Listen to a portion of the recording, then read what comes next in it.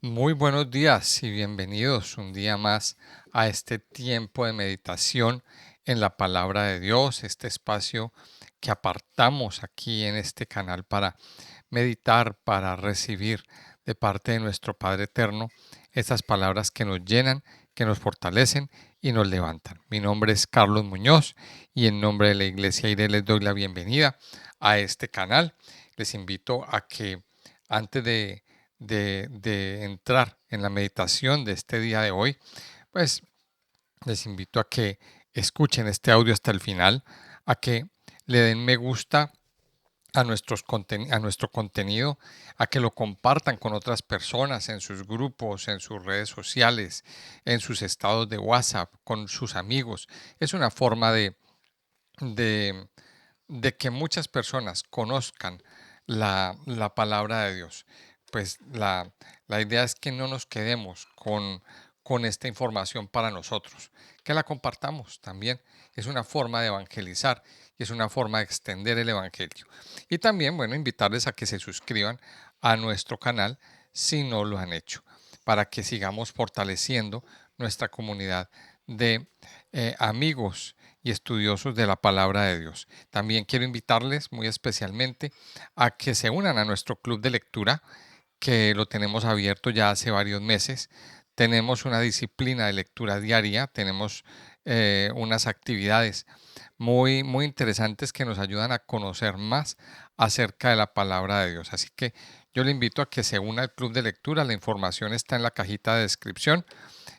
Al unirse, pues va usted a recibir todas las notificaciones de las actividades que estamos haciendo. Estamos haciendo lectura por estos días, por esta semana.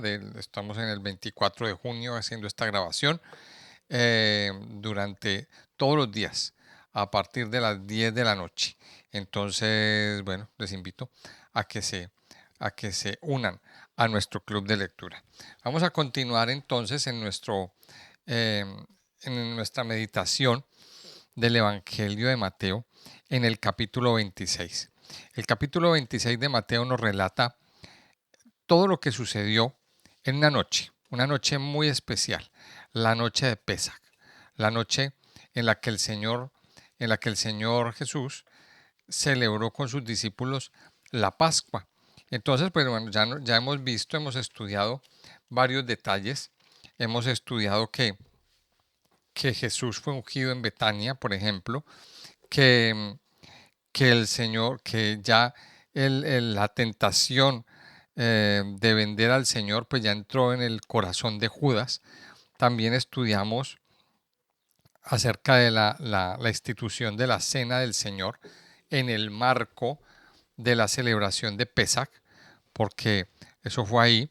Luego Jesús le anuncia a Pedro que lo va a negar y inmediatamente después, bueno, ellos salen de ahí y van caminando a un lugar llamado Getsemaní.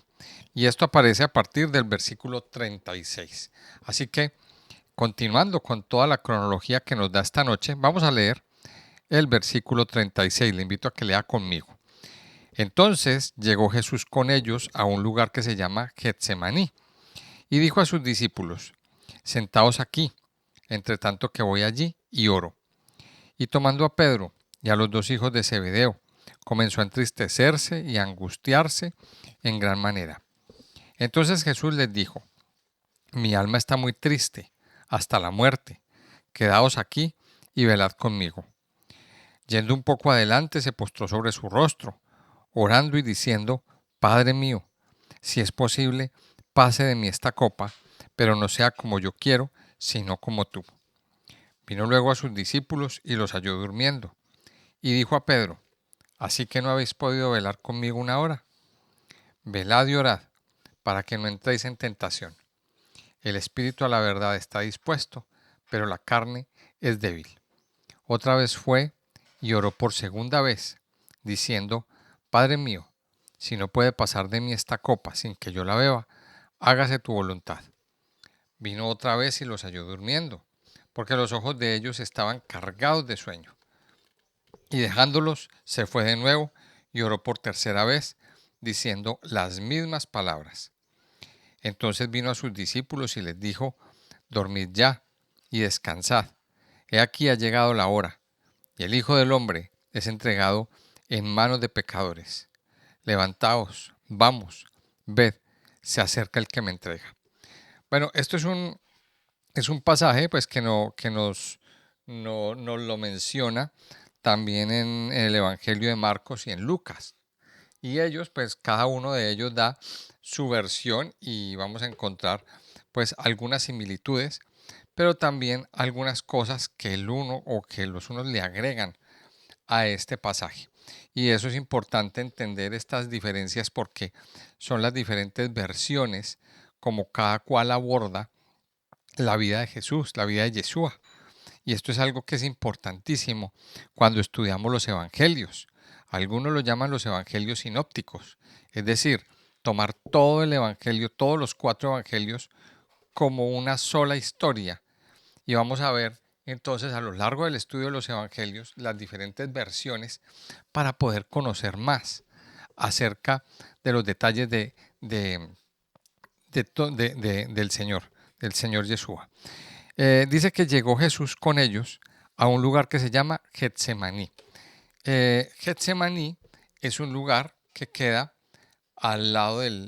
que quedaba al lado del templo.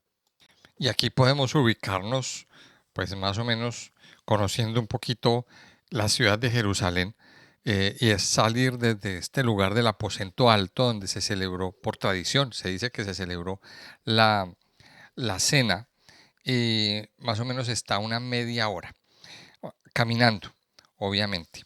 ¿Qué es Getsemaní? Bueno, Getsemaní era un huerto que quedaba al lado del templo, que queda, bueno, al lado, muy cerca, muy cercano, donde se sembraba, donde había un sembrado muy especial de olivos. Esos olivos eran los que producían o donde se producía el aceite, el aceite para el templo.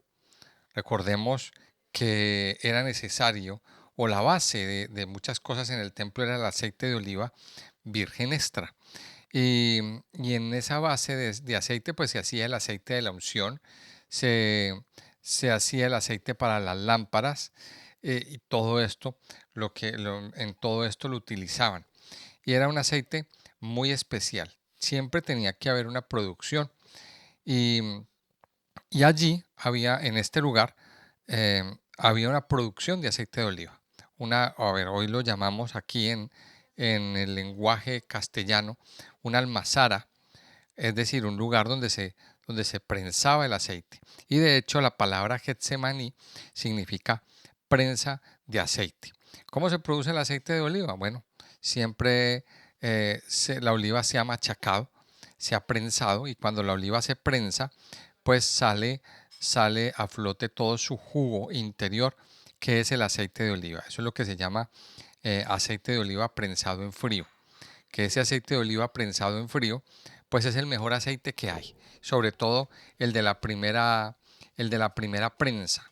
El primer aceite que sale es el de más calidad y el más, digámoslo así, el más exquisito. Y eso era lo que sucedía allí en Getsemaní. Era un huerto dedicado al, a la extracción del aceite de oliva. Y habían allí unos olivos,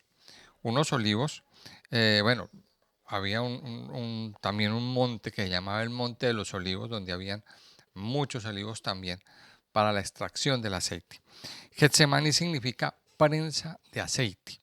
Y yo le invito a que se quede con eso. Y dice que Jesús llegó con ellos a un lugar llamado Getsemaní, la prensa del aceite. Y le dice a sus discípulos, siéntense aquí, entre tanto que yo voy allí, un poquito más adelante, y oro. Mire, después de que los discípulos le hacen esta confesión, de que Pedro le dice, Señor, yo nunca te voy a negar, y que los discípulos le dicen, yo siempre voy a estar contigo hasta la muerte. Después de ese momento de la Santa Cena, de ese momento de comunión, dice ahí también que ellos alabaron al Señor, cantaron el himno, o sea, tuvieron un tiempo muy especial. Después de ese momento viene la prensa del aceite, el momento de la prueba. Y esto es muy significativo. El Señor se va con ellos a ese lugar y dice, siéntense aquí, que yo voy a ir allí más adelante y oro. Y dice, y tomando a Pedro y a los dos hijos de Zebedeo, comenzó a entristecerse y a angustiarse en gran manera. Aquí aparece algo bien especial, y es que nos deja ver este pasaje la, la parte humana de Jesús. Recordemos que Yeshua era, era Dios, pero también era hombre. O sea, era Dios ocupando un cuerpo humano. Y, y al ocupar ese cuerpo humano, pues estaba sometido a, a estas, a estas reglas humanas, a la tristeza, a la angustia, al dolor. El Señor, el Señor sabía lo que le venía. El Señor sabía las cosas que iban a venir a continuación para su vida. El dolor, el sufrimiento, la agonía, los azotes, la humillación.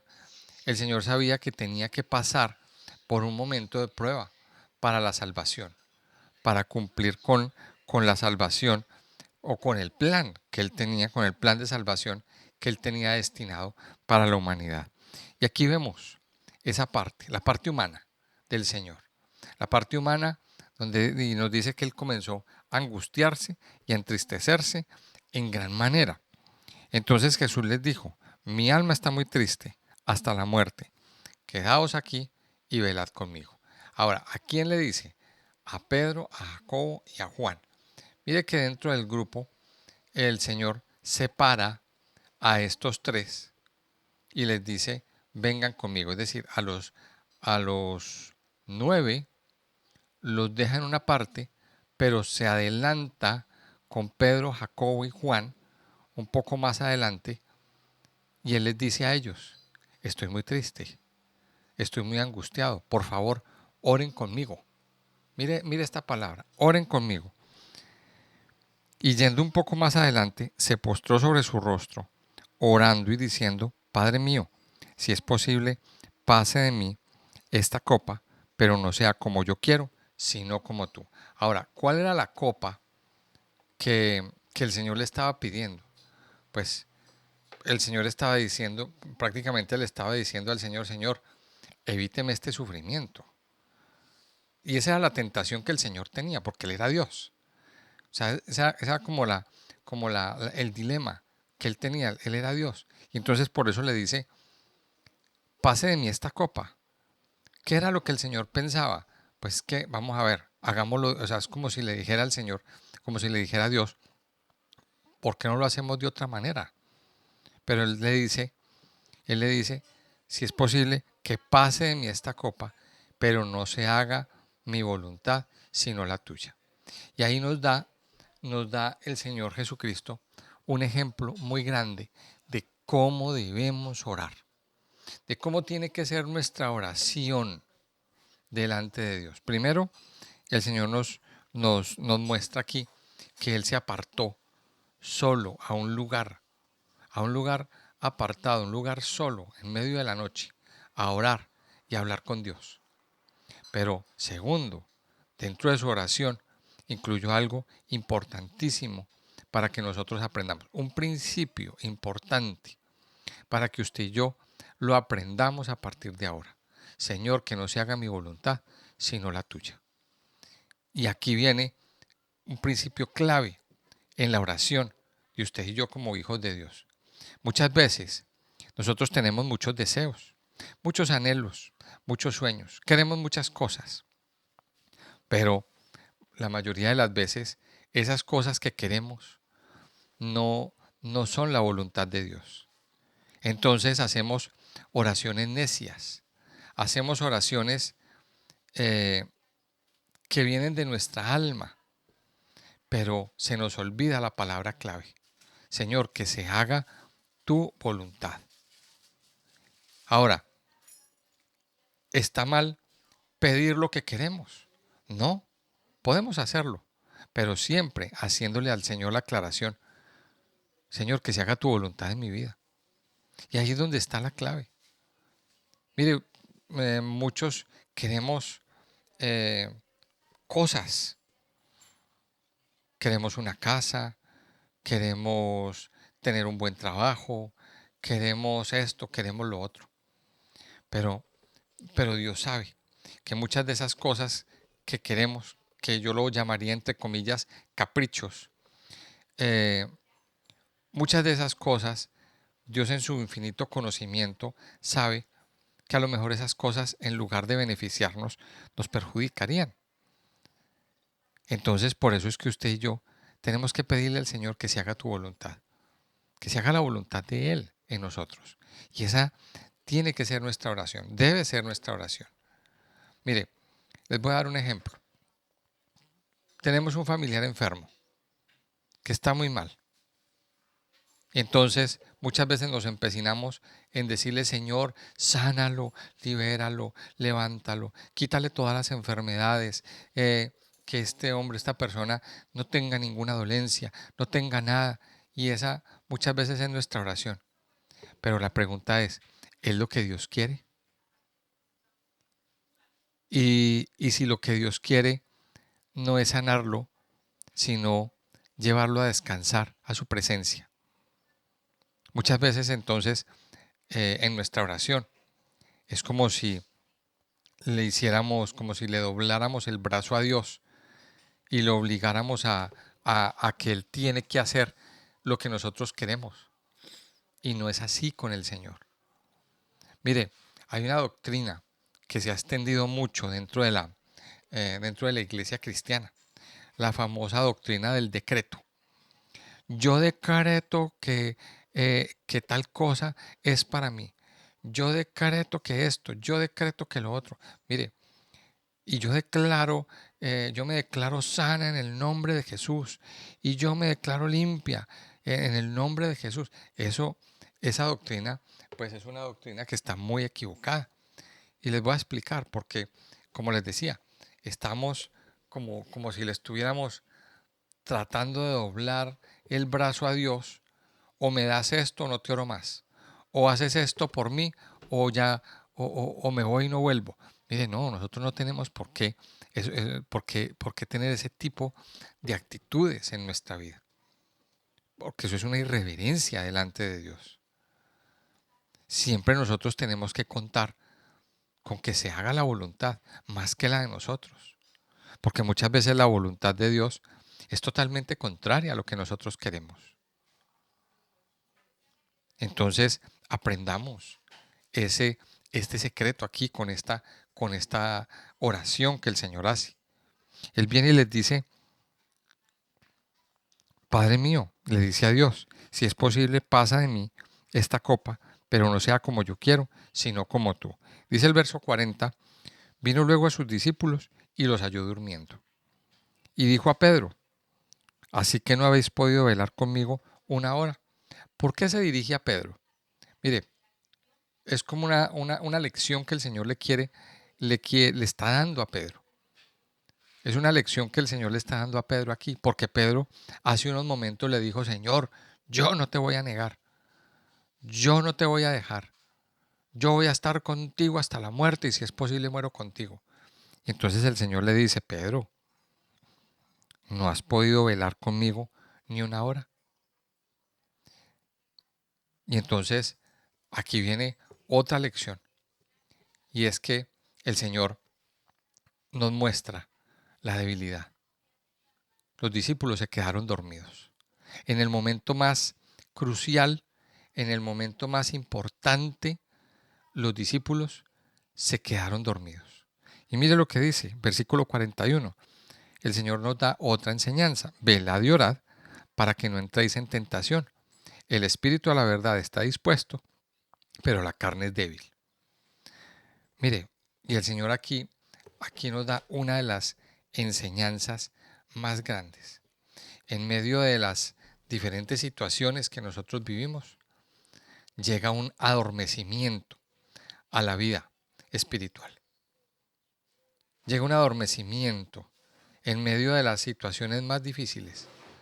La iglesia y muchos cristianos están dormidos, dormidos, están en ese sueño y miremos un poquito en el contexto práctico. Esto cómo es, yo no sé, yo creo que a todos nos ha pasado en algún momento que nos entra sueño y, y empiezan nuestros ojos a cerrarse y empezamos como entontecidos a dar cabezazos, a cabecear y como que estamos entre dormidos y despiertos y no nos damos cuenta de las cosas que suceden. Estamos borrachos del sueño. Eso les estaba pasando a los discípulos. Se estaban quedando dormidos, estaban como entontecidos. Y aquí el Señor nos dice, velad y orad para que no entréis en tentación. Y aquí está una de las claves para vencer algo que se llama la tentación. Aprender o tener la disciplina de velar, de orar y de estar en la presencia de Dios. De vencer el sueño espiritual. Velad y orad, nos dice el Señor, para no entrar en tentación. Y aquí nos da otra clave. El espíritu a la verdad está dispuesto. ¿De qué espíritu habla? De nuestro espíritu interior. El Señor, pues lo que dice aquí en esta palabra es que si queremos hacer muchas cosas bien, nuestro espíritu está dispuesto a agradar a Dios, nuestro espíritu está dispuesto a, a buscarlo, pero dice, pero la carne es débil. La carne es débil. Y eso es lo mismo que el apóstol Pablo nos enseña en Romanos capítulo 7. Romanos capítulo 7 nos dice, las cosas que quiero hacer, no las hago. Pero lo que no quiero hacer, eso hago. Y luego termina con una pregunta, miserable de mí, ¿quién me librará de este cuerpo de muerte? Eso lo encuentra usted en Romanos 7. Yo le invito a que vaya y medite en este pasaje. Romanos capítulo 7. Y el Señor aquí nos da la clave para vencer la tentación. Velad y orad. Permanecer firmes. Dice que otra vez fue y oró por segunda vez, verso 42, diciendo, Padre mío, si no puede pasar de mí esta copa sin que yo la beba, hágase tu voluntad. Y vino otra vez y los halló durmiendo, porque los ojos de ellos estaban cargados de sueño. Mire, el Señor conoce la debilidad. Ahora, muchos estudiosos afirman que dentro de ese contexto de que Jesús ora en Getsemaní, pues fue cuando se dio la oración de Juan 17. Muchos eruditos, muchos afirman que esa oración de Juan 17 fue dada aquí, en Getsemaní, que el Señor también lo que estaba haciendo era orar por los discípulos, orar por usted y por mí.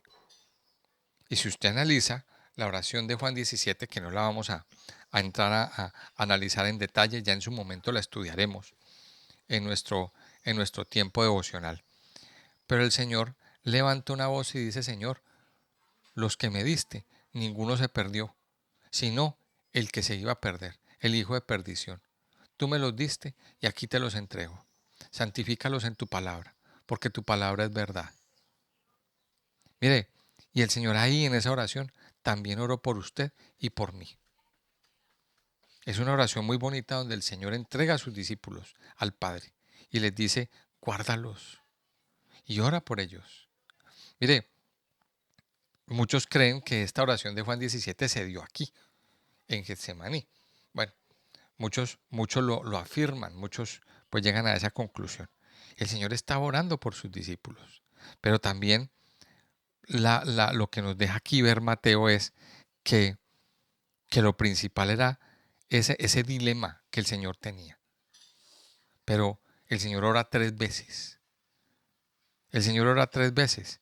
Y dice que se fue de nuevo y oró las mismas palabras. Dice, y dejándolo se fue de nuevo, versículo 44, por tercera vez, diciendo las mismas palabras. Hasta que el Señor, o Dios mismo, le confirma la voluntad. Le confirma que sí, tiene que morir. Y el Señor aquí, en Getsemaní, decidió morir en la cruz. Voy a la cruz. Eso es lo que nos está diciendo. Hágase tu voluntad. Y la voluntad era la cruz. Mire, ¿De qué aprendemos de Getsemaní? Getsemaní, como su nombre lo indica, es prensa de aceite. El momento de la prueba. El momento en que el Señor fue prensado. Dice, de hecho, en otro de los evangelios, que el Señor estaba en medio de su oración y le caían de sus gotas de sudor, eran gotas de sangre. Y muchos interpretan esto como el primer derramamiento de la sangre sobre la tierra, para liberar la tierra. Esa sangre caía en tierra para liberarla, para empezar a liberar esa tierra de la maldición. Mire, el Señor fue prensado en Getsemaní. Y allí el Señor tomó la decisión de ir a la cruz y de morir. Y entender de que esta era la voluntad de Dios. De que era esto lo que Dios quería para él. Mire, usted y yo, como hijos de Dios, también tenemos que ir a Getsemaní. Y en medio de la prueba entender de que hay cosas que son la voluntad de Dios. Hay pruebas que son la voluntad de Dios. Y ahí es donde donde nuestra vida espiritual se tiene que afirmar y se tiene que fortalecer. Es en los momentos de prueba, en los momentos de la prensa del aceite, cuando más podemos conocer la voluntad del Padre. Cuando no podemos alejarnos, cuando no podemos echarle la culpa a Él. A lo mejor usted estará viviendo un tiempo de prueba. Usted que me está escuchando, a lo mejor estará eh, atravesando por un quebrantamiento, por un tiempo difícil. Pues es el momento de ir al Padre, de levantar su voz y decirle: Señor, muéstrame tu voluntad. ¿Qué es lo que tú quieres? Ya no se trata de mí, se trata de ti. Se trata de que se haga en mi vida lo que tú quieres que se haga. Ya no son mis caprichos, ya no son mis deseos. Vamos a dejar nuestros caprichos y nuestros deseos a un lado y aprender a pedirle al Señor precisamente esto, que sea la voluntad de Él, por dura que sea, por difícil que sea. Yo sé que esto para muchos es una lección dura porque muchos anhelamos cosas en nuestra vida, pero lo que más tenemos nosotros que anhelar es aprender a hacer la voluntad de Dios. ¿Cómo termina el pasaje en el versículo 45? Entonces vino a sus discípulos y les dijo: dormid ya y descansad. He aquí ha llegado la hora y el Hijo del Hombre es entregado en manos de pecadores. Levantaos, vamos, ved, se acerca el que me entrega. O sea, ya descansen, ya no tiene caso orar. Ahora viene la hora. Llegó el momento de empezar, o sea, llegó el momento de empezar a ejecutarse la, la voluntad de Dios para la salvación del mundo. Porque realmente esto es lo que empieza a ejecutarse aquí, a partir de este momento, de esta, de esta larga noche. Y vamos a seguir estudiando los siguientes versículos, porque la noche no termina. O sea, esto fue una noche larguísima. Aquí vemos que el capítulo es muy largo. Y, y esto nos deja también otra lección. Muchas veces las situaciones difíciles parecen no terminar. Parecen como que son interminables. Pero, pero a la final llega la mañana y el momento de salvación se da. Así que esto es una lección que como cristianos nosotros tenemos que aprender. Orar que se haga la voluntad de Dios en cada uno de nosotros. Padre eterno, te damos gracias en este día, Señor. Gracias por darnos esta preciosa oportunidad de estudiar tu palabra y de recibir a través preciosa, de tu preciosa palabra esta voz que nos anima, que nos fortalece, que nos levanta, aún en medio de pruebas, aún en medio de situaciones. Aquí vemos, Señor, en esta lección del día de hoy, cómo Jesús fue a ese lugar llamado la prensa de aceite, Getsemaní, y se angustió y vivió un momento de prueba, vivió eh, un momento de angustia en su vida y fue prensado, fue exprimido para sacar de dentro de sí ese, ese zumo precioso, valioso. Y vemos aquí cómo el Señor nos enseña a orar, una clave para la oración. Ayúdanos, Señor, a entender que se debe hacer la voluntad del Padre en nosotros, antes que nuestra propia voluntad, antes que que cumplir con nuestros propios deseos, antes que cumplir con nuestros propios anhelos. Señor, yo te pido que se haga tu voluntad en nuestras vidas. Padre, tú conoces de qué tenemos necesidad, como nos lo enseñaste al principio del Evangelio, en Mateo capítulo 6. Tú conoces nuestras necesidades. Tú conoces, Señor, nuestras situaciones. Padre, pero también nos da la instrucción. Mas buscad primeramente el reino de Dios y su justicia, y todas estas cosas serán añadidas. Hoy oramos, Señor, para que se haga tu voluntad en nuestra vida, para que sea tu voluntad en todo lo que emprendamos, en todo lo que hagamos, Señor. Ayúdanos, Señor, a estar preparados a entenderlo. Ayúdanos, Señor, a que nuestros ojos, nuestro corazón y todo nuestro ser esté cada día preparado a entender tu voluntad, Señor, a entender tus caminos, a entender tus propósitos y no ponernos a razonar, no ponernos a discutir y no resentirnos contigo, Señor. Entenderemos, Padre, que las cosas que vengan es porque tú así lo has querido y porque eso era lo que tú querías para nosotros. No lo que nosotros necesitábamos, sino lo que tú querías hacer. Ayúdanos, Padre, a entender tu voluntad.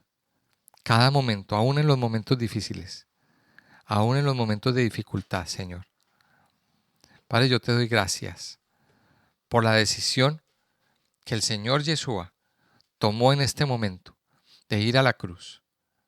Gracias, porque por esa cruz somos nosotros salvados, hemos sido justificados, hemos sido perdonados.